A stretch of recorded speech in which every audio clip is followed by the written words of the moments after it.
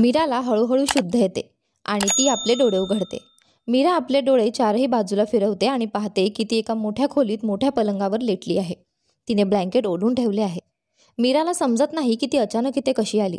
मग तिला आठवते की बेशुद्ध होण्यापूर्वी ती कुठे होती, कोणासोबत होती. मीरा स्वतःला सांगते, काय राजूने मला इथे आणले आहे का? मीरा पलंगावरून उठून जायला लागते. तेवढ्यात अचानक खोलीचा दरवाजा उघडतो आणि राजू खोलीत येतो. आपल्यासमोर राजूला पाहून आणि त्याच्या हातात रिपोर्ट्स पाहून मीराच्या हृदयाचे ठोके वेगाने चालू होतात.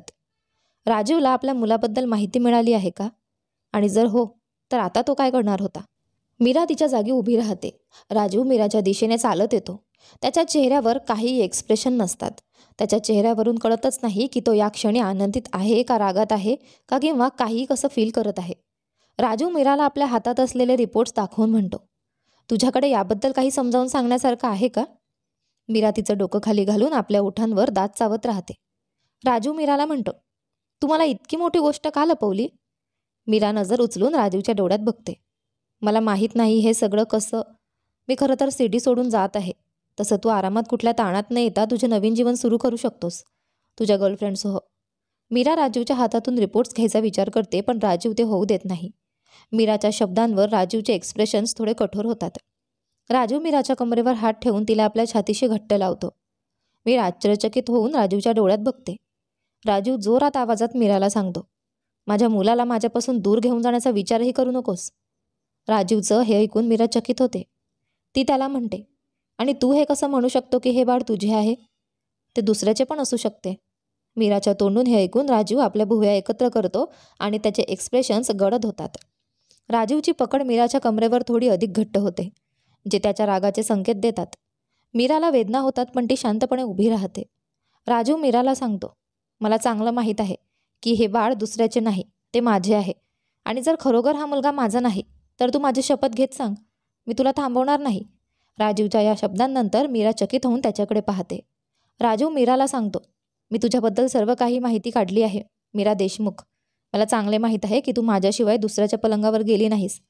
तर हा मुलगा दुसऱ्याचा असण्याचा प्रश्नच नाही. हा मुलगा देखील माझा आहे आणि तू देखील. राजूचे हे ऐकून मीराच्या हृदयाचे ठोके झपाट्याने वाढतात. राजू हळूच मीराच्या जवळ येतो आणि तिच्या कानात कुजबुज करून म्हणतो, तू माझी आहेस मीरा, आणि तुला माझ्यापासून दूर जाण्याची परवानगी नाही. राजूचे अशा करण्यामुळे मीराच्या शरीरावर काटा येतो आणि हृदयाचे ठोके फार जोरात चालू होतात. इतके की राजू ते आपल्या छातीमध्ये अनुभवू शकतो, कारण दोघे एकमेकांच्या अगदी जवळ उभे होते. राजू मीराचे ओठ पाहून एका क्षणात त्यांना टिपतो आणि तिला उत्कटतेने चुंबतो. एका क्षणासाठी मीराला काहीच समजत नाही की काय घडत आहे. तिला काय करायला हवं? राजूने हे खरेच तिला सांगितले आहे का? खरेच त्याने तिला सांगितले का की ती त्याची आहे? हा मुलगा त्याचा आहे? किती काही स्वप्न पाहत आहे. मीरा पापणीही न झपकता अगदी कमी वेळात राजूच्या बाहुपाशात होती आणि राजू मीराला उत्कटतेने चुमत होता. मीराच्या डोळ्यांतून अश्रू गळत होते, दुःखामुळे नाही तर एका विचित्र आनंदामुळे. राजू मीराच्या गालावर अश्रू पाहून तो किस करणे थांबवून तिच्या चेहऱ्याकडे पाहतो.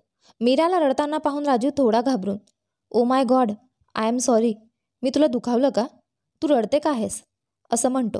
राजू मीराच्या अश्रूंना पुसतो. तो थोडा पॅनिक होतो. राजूला असं वाटतं की कदाचित त्याने तिला दुखावलं आहे म्हणूनच ती रडत आहे. मीरा राजूच्या छातीला घट्ट धरून आणखी जोरात रडायला लागते. मीराचं असं रडणं राजू सहन करू शकत नव्हता. मीरा बेबी, काय झालं? का रडत आहेस? कृपया मला सांग, राजू म्हणतो. मीरा राजूच्या छातीला घट्ट धरून म्हणते, मी खूप एकटी आहे राजू, मी खूप तुटलेली आहे राजू, मला तुझी गरज आहे, मला तुझी खूप गरज आहे. मीराच्या या शब्दांनी राजूच्या हृदयाचे ठोके जोरात चालू होतात. तो मीराला आपल्या बाहूंमध्ये घट्ट धरतो. मला पण तुझी खूप गरज आहे बेबी, मी तुझ्यासोबत आहे नेहमी, मला माफ कर. तुझ्या वेदनांना फक्त मीच कारणीभूत आहे. मी तुला खूप दुखावलं, माफ कर बेबी.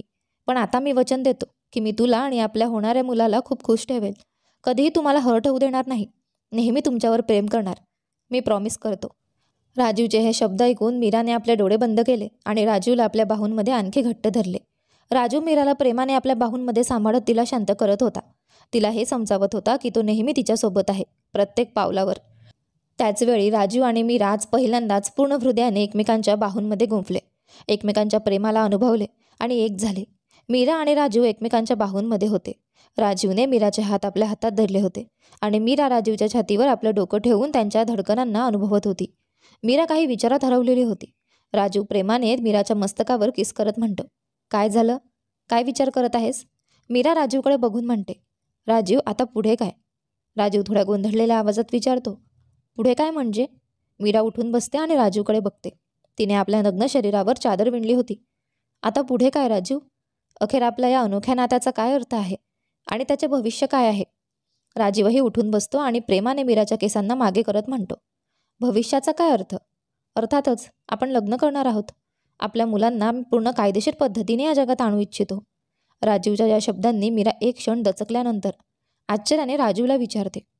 आणि अनुष्काचे काय? ती तुमची गर्लफ्रेंड आहे. तुम्ही तिच्याशी लग्न करणार होतात ना? राजीव मीराच्या शब्दांवर गंभीर आवाजात उत्तर देतो.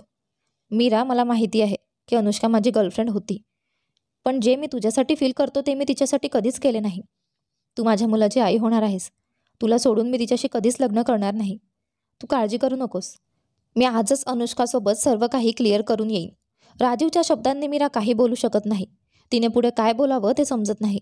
थोड्या वेळात राजीव तयारी करून बाहेर जाणार असतो. मीरा शांतपणे उभी राहून राजीवला तयारी करत पाहत होती. राजीव आरशात बघतो की मीरा त्याला पाहत आहे. तयार झाल्यावर राजीव मीराच्या जवळ येतो. तिच्या चेहऱ्यावर हात ठेवून तिच्या ओठांवर हलक्या किस करत म्हणतो. मी रात्री तुझ्याकडे येईन आणि ह्यावेळी कायमची वाट पहा, ओके? रात्रीच्या गोष्टीने मीरा हलक्या आवाजात आपलं डोकं हलवते. राजीव हसत मीराच्या मस्तकावर किस करून नंतर निघून जातो. मीरा तिथेच उभी राहून राजीवला जाताना पाहते. मीराच्या हृदयात काहीतरी विचित्र घबराट होती. जणू काही वाईट होणार आहे. काहीतरी जे तिने कधी कल्पनाही केली नव्हती. तिचे हृदय असं घाबरलेलं होतं. तरीही सर्व काही सुरळीत दिसत होतं. राजीव तिच्या जवळ आला होता. त्याने तिला आणि त्यांच्या मुलाला स्वीकारलं होतं आणि तो तिच्याशी लग्नही करू इच्छित होता. पण तरीही मीराला काहीतरी भीती होती.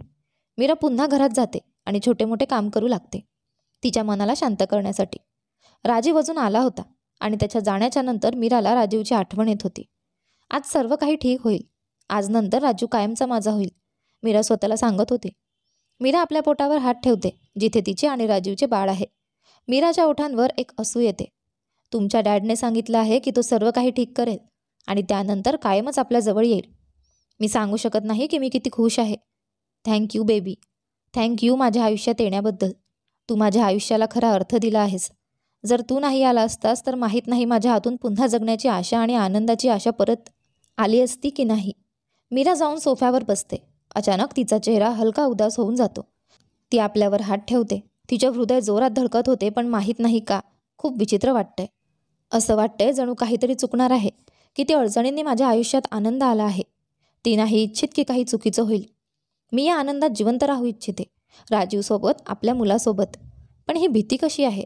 मला काहीतरी विचित्र भीती का वाटत आहे? जणू काही सर्व काही संपणार आहे. मीराला घबराट होती, पण ती नेमकी कशाची होती तिला स्वतःलाही माहीत नव्हते. राजू गाडी चालवत होता. त्याच्या चेहऱ्यावर हसू होते. आज तो खूपच आनंदी होता. खूप.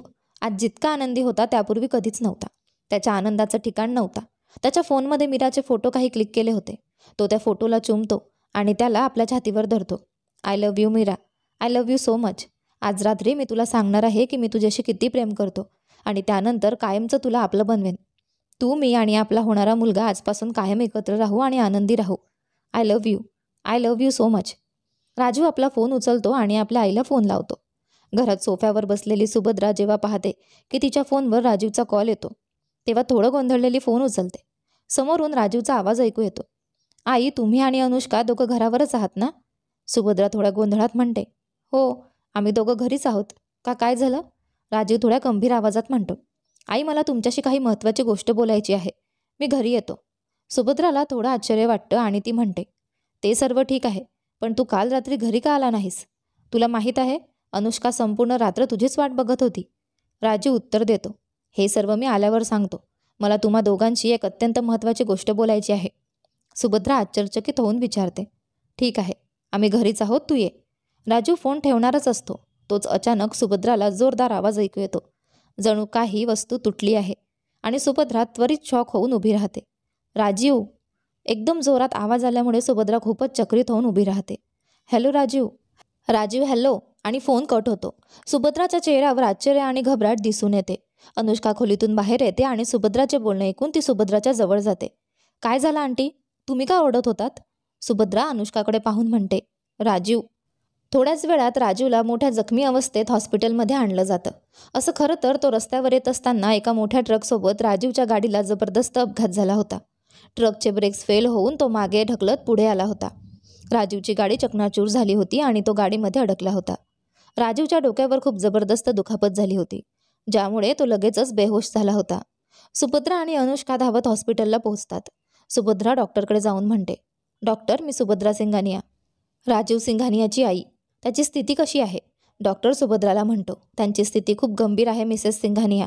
त्यांच्या डोक्यावर खोल जखम झाली आहे. त्यांना आपत्कालीन रुग्णालयात दाखल करण्यात आले आहे." डॉक्टरच्या बोलण्यावर सुभद्रा आणि अनुष्का अचंबित उभे राहतात. डॉक्टर त्वरित ऑपरेशन थिएटरमध्ये जातो. सुभद्राचे पाय थोडे थोडे लडखडू लागतात. तेव्हा अनुष्का तिला धरून ठेवते. "आंटी, स्वतःला सांभाळा. राजूला काही होणार नाही. तो लवकरच बरा होईल."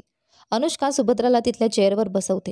आत राजीवचे गंभीर ऑपरेशन चालू होते, कारण त्याच्या डोक्यावर मोठी जखम झाली होती आणि त्यामुळे खूप रक्त गळालं होतं. सुभद्रा आणि अनुष्का काही वेळ ऑपरेशन थिएटरच्या बाहेर राजीवच्या ऑपरेशनच्या पूर्ण होण्याची वाट पाहत राहतात. बघता बघता ऑपरेशन थिएटरची लाल बत्ती बंद होते आणि डॉक्टर ऑपरेशन थिएटरमधून बाहेर येतात. सुभद्रा आणि अनुष्का डॉक्टरकडे जातात. सुभद्रा डॉक्टरकडे पाहून म्हणते, "डॉक्टर, माझा मुलगा कसा आहे? तो धोक्यातून बाहेर आहे ना? तो ठीक होईल ना?" डॉक्टर उत्तर देतात, "ऑपरेशन यशस्वी झालं आहे आणि तुमचा मुलगा पूर्णपणे ठीक आहे." हे ऐकून सुभद्रा आणि अनुष्काला खूप आराम मिळतो. डॉक्टर आपली गोष्ट सुरू ठेवतात. "पण..." डॉक्टरचे हे शब्द ऐकून सुभद्रा आणि अनुष्का पुन्हा तणावात येतात. "पण काय डॉक्टर?" सुभद्राने प्रश्न केला. डॉक्टर उत्तर देतात, "त्यांच्या डोक्यावर खूप गंभीर जखम झाली आहे. त्या जखमेचा त्यांच्यावर काय परिणाम होईल हे त्यांच्या शुद्ध आल्यावरच कळेल. सध्या ते कोणत्याही धोक्यात नाहीत. आता पाहू ते हुशात आल्यानंतर काय होतं." हे बोलून डॉक्टर तिथून निघून जातात. अनुष्का खूप चिंतेत येते. "आंटी, सर्व काही ठीक होईल ना? मला खूप भीती वाटते." सुभद्रा अनुष्काच्या खांद्यावर हात ठेवून तिला थपथपवत म्हणते, "काही होणार नाही. राजू माझा मुलगा आहे. तो स्ट्रॉंग आहे. तो ठीक होईल. तू काळजी करू नकोस." तेव्हा एक पुरुष सुभद्राकडे येतो आणि तिला काही इशारा करतो. सुभद्रा अनुष्काला तिथेच सोडून त्या पुरुषाकडे जाते. साईडमध्ये तो पुरुष सुभद्राला काही गोष्टी सांगतो आणि मोबाईल फोनमध्ये काही फोटोज दाखवतो, ज्यांना पाहून सुभद्राच्या चेहऱ्यावरचे भाव खराब होतात. तिच्या डोळ्यात आग दिसते. "नाही, असं होऊ देणार नाही. मी असं होऊ देणार नाही." थोड्याच वेळात रात्र होऊन जाते. काही तासांनी राजीवला शुद्ध येते. तो हळूहळू डोळे उघडतो. त्याच्या डोक्यात प्रचंड वेदना होत होत्या. तो हॉस्पिटलच्या बेडवर होता. तो आपल्या चारही बाजूंना गोंधळात पाहतो की तो कुठे आहे. सुभद्रा आणि अनुष्का दोघी सोफ्यावर बसलेल्या होत्या. दोन्ही राजीवला शुद्धीत पाहून ताबडतोब त्याच्याकडे जातात. "राजीव, बेटा, तुला शुद्ध आली." "ओ माय गॉड, तुला शुद्ध आली? आम्ही किती वेळापासून तुझ्या शुद्धीत येण्याची वाट पाहत होतो." राजीव आपले डोके धरून बोलतो.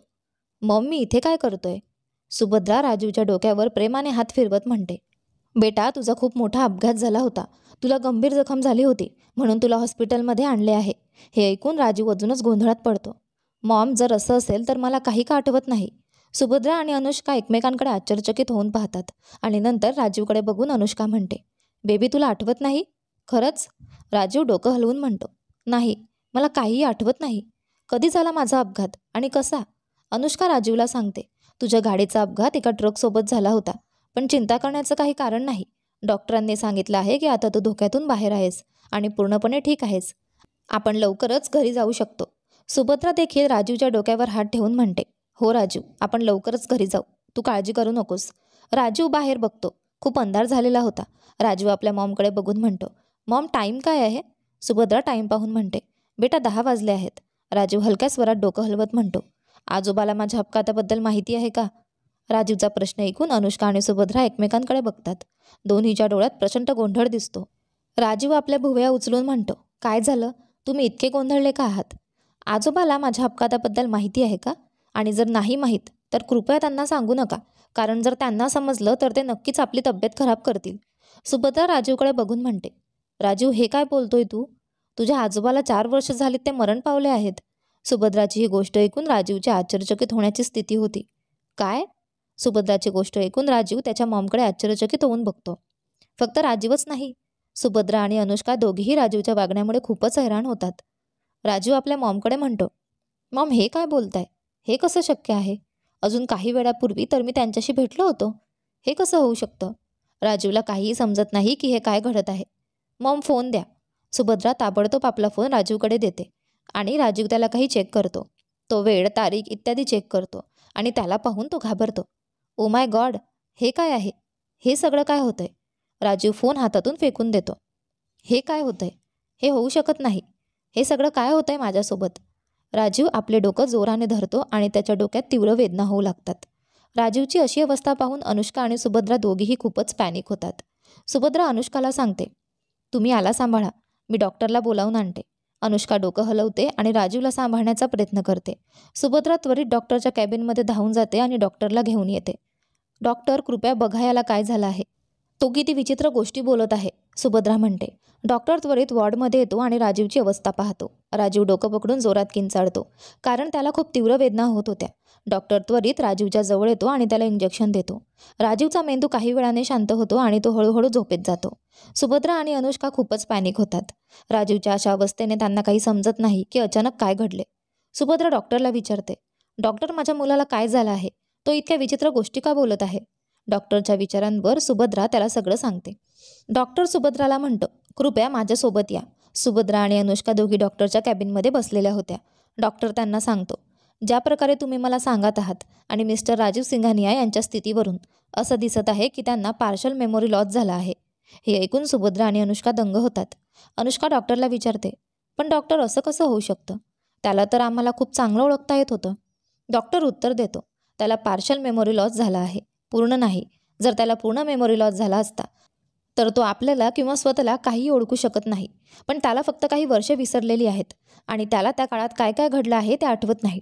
ज्या प्रकारे तुम्ही सांगितलं की तो आपल्या आजोबांचा उल्लेख करत होता, जे 4 वर्षापूर्वी मरण पावले, म्हणजे त्याने त्याच्या जीवनातील 4 वर्ष विसरली आहेत. डॉक्टरची गोष्ट ऐकून सुभद्रा चिंतेने विचारते, डॉक्टर, त्याची आठवण परत येईल का?